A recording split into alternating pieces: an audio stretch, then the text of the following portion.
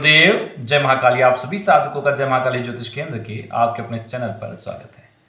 चैत्र शुक्ल नवमी तिथि 17 अप्रैल 2024, तारा सिद्धि दिवस।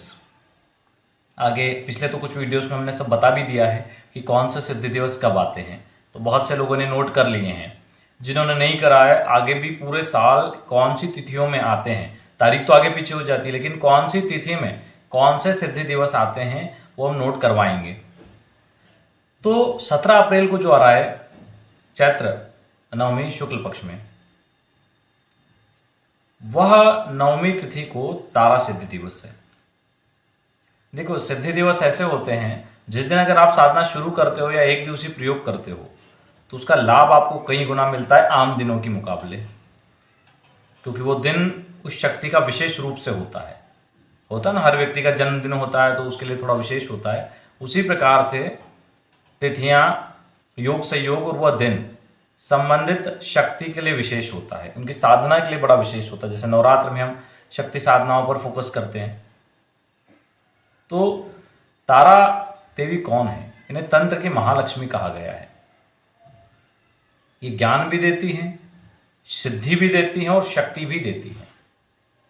खुद रावण ने भी इनकी साधना की थी, अपार बल धन अर्जित किया था, तांत्रोक्त साधना की थी, और महाविद्या तारा की तांत्रोक्त साधना से ही उनको प्रसन्न किया जाता है। खैर, उनके दोनों स्वरूप है। कुछ लोग उनको अघोरपन से करते हैं, वहां भी सिद्धि होती है।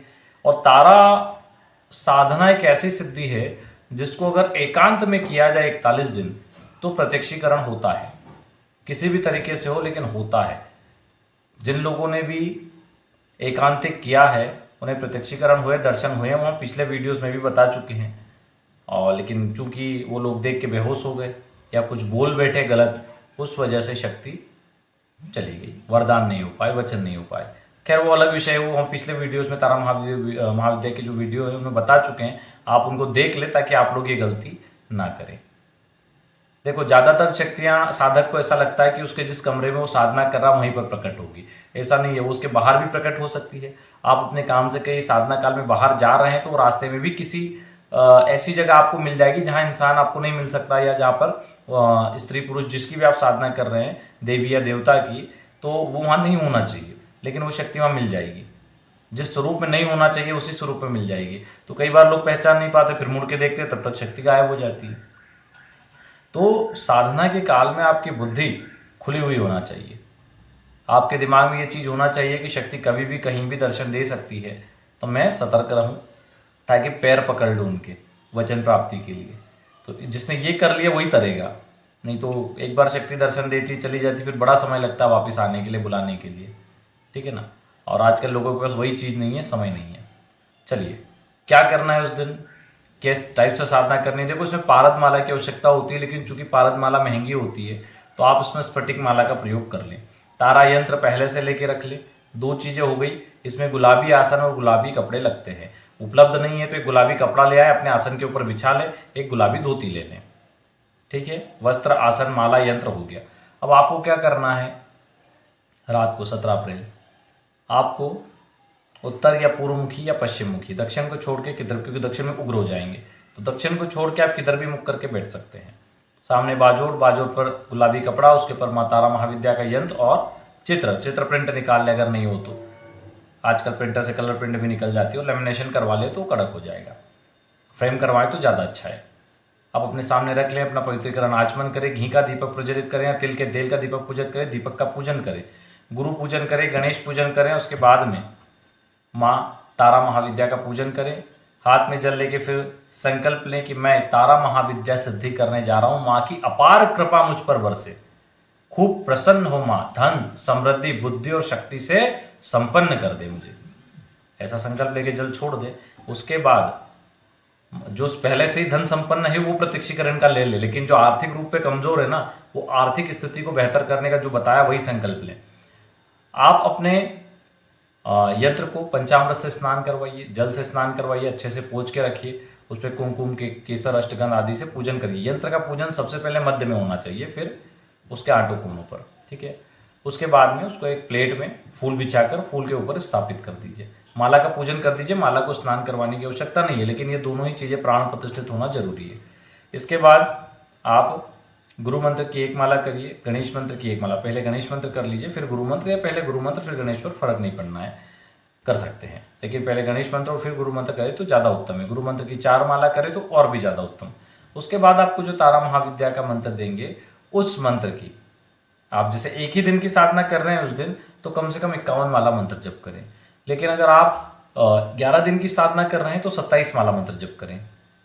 अगर आपको 1.25 लाख का अनुष्ठान करना है उस दिन से शुरू करके, तो फिर अपने हिसाब से 11 दिन, 21 दिन या 41 दिन आप ले सकते हैं। अगर जैसे आप 11 दिन की कर रहे हैं तो लगभग 130-140 माला आपको प्रतिदिन करना पड़ेगी। 21 दिन का कर रहे हैं तो लगभग 50 माला, 60 माला, और 41 दिन का कर रहे हैं तो 30 से 35 माला प्रतिदिन होती है। अब इसमें बहुत से लोग होते हैं जो एक टाइम में नहीं कर पाते, नौकरी धंधा रहता है, व्यापार रहता है, तो उसको 2 टाइम कर सकते हैं आप, सुबह और शाम में आधी आधी माला बांट सकते हैं। ठीक है, अगर एक दिवसीय कर रहे हैं तो फिर एक ही बैठक में पूरा करना है।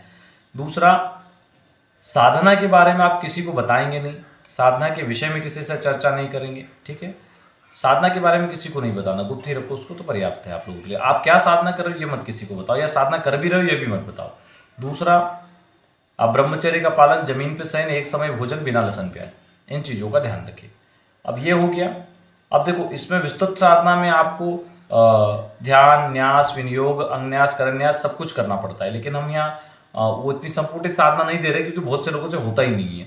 तो हम यहाँ प्रयोग विधि दे रहे हैं जिसमें आपको कुछ नहीं करना है, पवित्रीकरण आचमन करना है, पूजन करना है, संकल्प लेना है, और गुरु जी गणेश जी के मंत्र जप करके सीधा महाविद्या मंत्र जप करना है। अब बहुत से लोग इसमें कहेंगे कि हमारी गुरु दीक्षा नहीं हुई है। कोई बात नहीं, नहीं हुई तो भी प्रयोग आप कर सकते हो, लेकिन प्रयोग करने के लिए आपको सारी चीज़ों की व्यवस्था चाहिए, यंत्र चाहिए, माला चाहिए, जैसे विधि विधान बताया वैसे चाहिए, शरीर बंधन मंत्र होना चाहिए आपके पास। हमने जय महाकाली साबर मंत्र विज्ञान वाले चैनल पे दिया है, वहां से ले लें, वो स्वयं सिद्ध मंत्र है। नवरात्रि में एक एक माला करें तो बहुत अच्छा, नहीं तो ऐसे भी आप उसको वैसिद्ध है तो आप प्रयोग कर सकते हो। ठीक है, तो इस प्रकार से आप इस साधना को कंप्लीट करेंगे। साधना जब कंप्लीट हो जाए, अंतिम दिन 1008 मंत्रों से मिट्टी के पात्र में गाय के ओपले या पीपल की लकड़ी रखकर उसको अग्नि प्रज्वलित करके, पहले 11 मंत्र आप गणेश मंत्र की आहुति दें, 11 गुरु मंत्र की आहुति दें। 11 आहुति आप ओम वम वनहि तुभ्यम स्वाहा, ओम वम वनहि तुभ्यम स्वाहा। 11 आहुति ओम सुहा दैवै स्वाहा, 11 आहुति ओम सुधा दैवै स्वाहा। लिख के नहीं देंगे और व्हाट्सएप पे कोई मांगना भी मत। ठीक है, इतना टाइम नहीं रहता है, बोल के बता दिया पर्याप्त है। इसको आप लोग वो कर सकते हैं, रिपीट करके देख लो और उसमें से ले लेना। दूसरा, ये करने के बाद में जब आपका इसके बाद जो मातारा महाविद्या के मन है उसके 1008 मंत्रों से आहुति दे दे। गिनना कैसे, वो अपने हिसाब से पत्थर रखना है, माचिस की तीली रखना है, वो रख के गिन ले, या माला चलाना है, माला जमीन पे ना टच हो ये ध्यान रखना, ऊपर रखे, माला से भी उल्टे हाथ में लेके कर सकते हैं। तीसरा, ये होने के बाद दूसरे तीसरे दिन या उसी दिन कर दे तो बहुत अच्छा। 1, 3, 5, 7, 11 जितनी भी अपनी क्षमता हो उतना कन्या भोजन करवा दे, उनके चरण छुएं और आशीर्वाद ले। ये करें। पूरे साधना काल में किसी पे क्रोध ना करें, अपने आचार विचार और व्यवहार को संयमित रखें, किसी के प्रति दुर्भावना ना रखें, काम वासना किसी के प्रति ना आए, है ना। इन सब चीज़ों का बड़ा ध्यान रखें। चाहे कोई कितना भी क्रोध दिलाए ना करे, मन में भी क्रोध ना करे, ठीक है, अवॉइड कर दें। साधना से ज़्यादा इंपॉर्टेंट नहीं है इस पर क्रोध करना, ये समझ के उसको छोड़ दें। ठीक है, ये चीज़ें करो तो ये साधना और ये प्रयोग आपका जीवन बदल देगा। जो लोग कर्ज में हैं कर लो, जो लोगों के पास नया काम या व्यापार या नौकरी नहीं है कर लो। जीवन बदलने वाली साधना है, जीवन बदलने वाली। ठीक है, इसमें तारा महाविद्या का यंत्र है, आपको भोजपत्र पर अगर सही से बना हुआ हो जाए तो वो भी चल जाएगा, ताम्रपत्र पे हो तो अति उत्तम, दोनों में से कोई भी यूज कर सकते हैं।